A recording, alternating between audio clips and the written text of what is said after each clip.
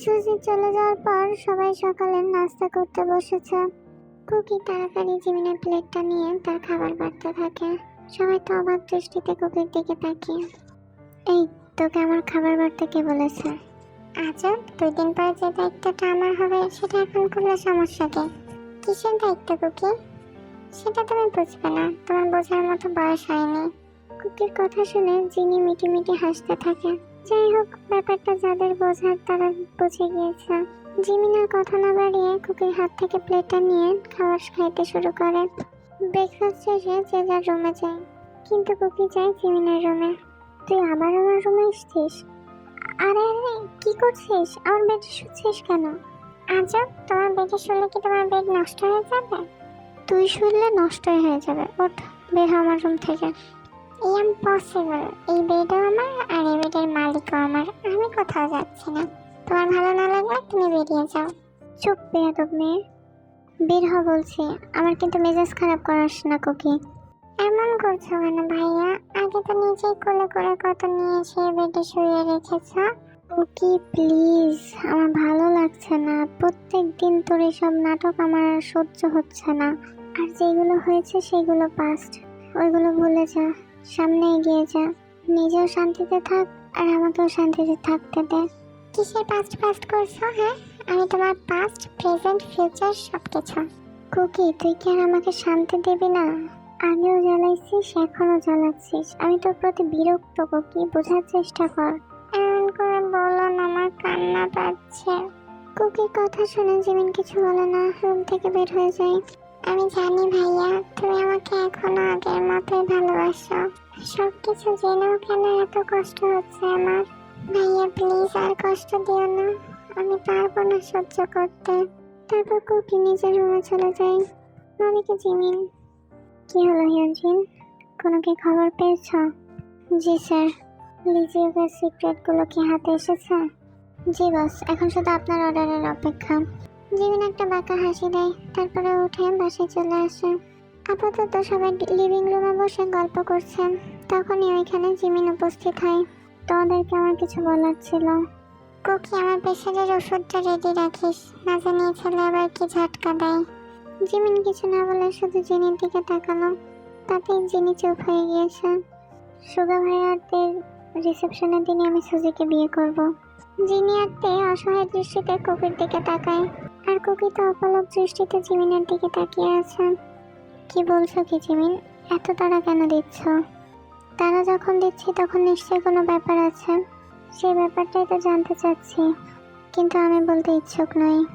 তারপর জিমিন তার রুমে চলে যায়। জিনি, এটা কি আদৌ আমাদের সন্তান? জিনি রাগী চোখে আরেমের দিকে তাকায়। না মানে আমি বলতে চাচ্ছি হসপিটাল থেকে তো পাল্টিও যাইতে পারে। উপস্থিত সবাই একচোট হেসে দিল, শুধু হাসি ফুটলো না কুকিতে আর জিনির মুখে। আমার থেকে পালানোর এত তাড়া? কেন ক্ষমা করতে পারছো না আমাকে? দেখতে দেখতে সময় ঘনিয়ে আসে, আর মাত্র 5 দিন বাকি। আজ সবাই বিয়ে শপিং এ বের হয়েছে। জিমিন বেবি, দেখো না আমাকে কোন লেহেঙ্গাটা বেশি মানাবে। তোমার যেটা পছন্দ হয় নাও, আমার একটা ইমার্জেন্সি কল এসছে। কুকি প্লিজ, কিছু নেই। এমন শুকনো মুখে থাকলে আমার ভালো লাগবে না মোটেও। না রে আপু, আমার সব কিছুই আছে, আপাতত কিছুই কেনা লাগবে না। তাই বলে তুই আমার বিয়েতে পুরনো জামা পরবি? পুরনো কোথায়, নতুনই তো আছে। কুকি, আচ্ছা আচ্ছা, তোর যা ভালো লাগে তুই কিনে দে। জিমিন কথাগুলো শুনে ফেলেন, তারপর সে তের দিকে তাকায়। তেরও জিমিনের চোখে চোখ পড়ে যায়। দাঁড়া, একটু আসছে। ভাইয়া, বল। ভাইয়া কেন করছিস এমন? ওর মুখের দিকে একবার তাকিয়ে দেখেছিস? তোর জন্য যদি কুকি উল্টাপাল্টা কিছু করে না, আমি কিন্তু তোকে ছাড়বো না। জিমিন তার ছেলের একটা হাসি দেয়। তুই তো আমাকে বিশ্বাস করতিস তে, আমার উপরে তোর যথেষ্ট ভরসা ছিল।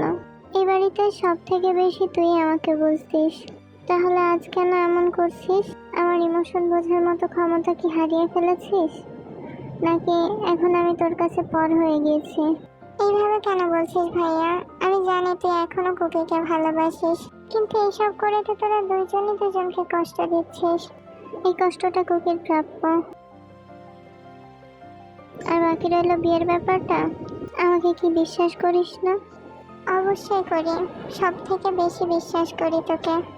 তাহলে একটু অপেক্ষা কর, আস্তে আস্তে সব বুঝতে পারবি। তার মানে তুই ওই সুজির প্যাকেটকে বিয়ে করবি না? তোর এক্সাইটমেন্ট দেখে জিমিন হেসে দেয়। I am so happy Jimin, thank you so much. আমি এখনই একটা থাপ্পড় দিব বেয়াদব মেয়ে। এই জন্য কাউকে কিছু বলতে চাচ্ছিলাম না। বকছিস কেন? কুকি তোর বোন বলে যে সবসময় তাকেই সাপোর্ট করবে, এটা কোথায় লেখা আছে? আমি না তোর ভাই, তোর বেস্টি। আমাকেও একটু সাপোর্ট কর। তোর ওই পিচ্ছি নাক টিপলে যা দুধ বেরোয়, ওই বাচ্চা মেয়েটা আমাকে কষ্ট দিয়ে এতদিন কাঁদিয়েছে। আমি একটু কষ্ট দিলে দোষ কোথায়? তাও ঠিক।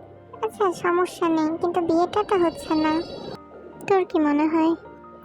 আমি জানি এই জীবন তার লাইফে তার জীবন সঙ্গী হিসেবে অন্য কোনো মেয়েকে কখনোই মেনে নিবে না। তোর মন প্রাণ জুড়ে তো শুধু কুকিরই বিস্তার। তীর কথা শুনে জিমিন মুচকি হাসে। আচ্ছা সব বুঝলাম, কিন্তু এই সুজির প্যাকেটের আমদানির ব্যাপারটা বুঝলাম না। কষ্ট তো গার্লফ্রেন্ড প্রতিও দিতে পারতিস, বাট বিয়ে? এর পিছনে অবশ্য একটা কারণ আছে, তুই তো ভালোই জানিস আমি এক ঢিলে দুই পাখি মারতে পছন্দ করি। যাই হোক, সময় আসলে দেখতে পাবি। আই এম ওয়েটিং, বাট জিমিনা, কুকির এত বেশি কষ্ট দিস না, পরে সহ্য করতে না পেরে উল্টাপাল্টা কিছু। তে বাজে কথা কেন বলছিস? জানিস জিমিন, তুই চলে যাওয়ার পর কুকি অনেক সেন্সিটিভ তোর বিষয়ে। যখন বিদেশ ছিলি তখন অসুস্থ হইলে বড় মা যখন বাসায় জানাইতো, সারা রাত দিন জায়নামাজে বসে কান্না করতো। না খাওয়া সব বাদ দিয়ে শুধু তোর জন্য দোয়া করতো। মেয়েটা তোর জন্য পাগল রে। আমি জানি তে, কুকির ওপর আমার 24 ঘন্টায় নজর আছে। বিদেশে গিয়েও যখন আমি ওর প্রতিটা সেকেন্ডের খবর জানতাম, আর সেখানে ও তো আমার চোখের সামনেই আছে। বাবা, তলে তলে এত দূর, আর আমি এদিকে টেনশন করে কান্না করে অস্থির হয়ে যাচ্ছিলাম। এইটা অন্তত তোর কাছ থেকে আশা করিনি। তুই তো আমাকে ভালো জানতিতে। সরি রে, একটু যেন মিস্টেক হয়ে গিয়েছে, এরকম আর হবে না। হয়েছে। আসুন, এই লেহেঙ্গাটা কুকির জন্য, ওইটাতে ওকে অনেক সুন্দর মানাবে। ওকে। তারপর তে ওইখান থেকে পার্পল কালারের লেহেঙ্গাটা নিয়ে কুকির কাছে আসে। দেখতো কুকি, লেহেঙ্গাটা কেমন হয়েছে? ওয়াও আপু, লেহেঙ্গাটা তো সেই। দেখতে হবে না কে চয়েস করে দিছে। আমি জানি আপু, তোর চয়েস বেস্ট।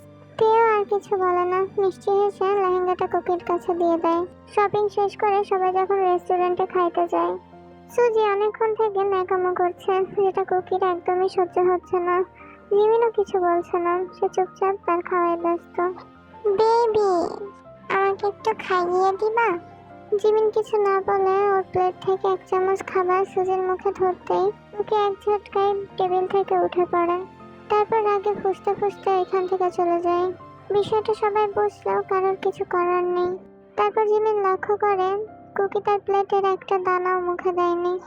সুজি, তুমি খাবারটা খাও, আমার একটা ইমার্জেন্সি কল এসছে। তারপর জিমিন ফোনটা কানে ধরে ওইখান থেকে উঠে যায়।